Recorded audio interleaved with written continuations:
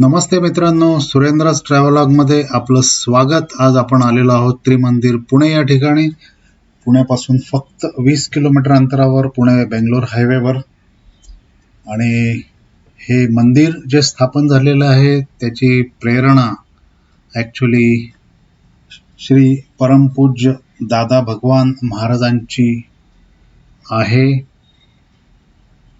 जसं नाव त्रिमंदिर आहे त्याप्रमाणेच ह्या मंदिरात जैन, शैव, वैष्णव धर्माच्या आणि इतर धर्मातील देवदेवतांच्या मूर्ती एकाच व्यासपीठावर समान श्रद्धेने स्थापन केलेल्या आढळतील.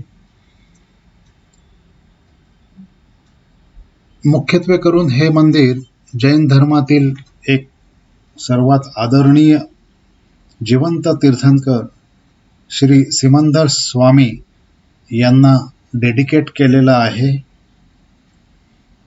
परमपूज्य दादाश्री महाराजांना एक अपेक्षा होती की त्यांना एक असं मंदिर बांधायचं होतं की जे पूर्णपणे निष्पक्ष असावं, सांप्रदायिकता त्याच्यात नसावी, असं मंदिर त्यांना हवं होतं.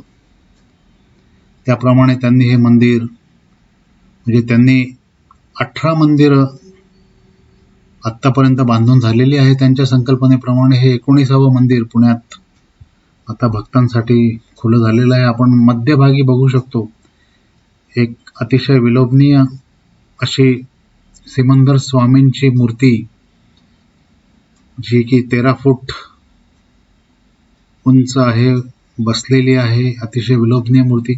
आणि हे जे तैलचित्र आहे ते आपण बघू शकतो श्री दादाश्री महाराजांचं. आणि सभागृह मंडप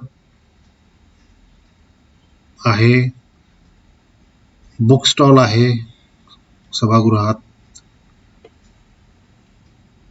सिमंदर स्वामी आणि परमपूज्य भगवान महाराजांच्या कार्याबद्दल आपण माहिती करून घेऊ शकतो पुस्तकांद्वारे. आणि एक अतिशय विलोभनीय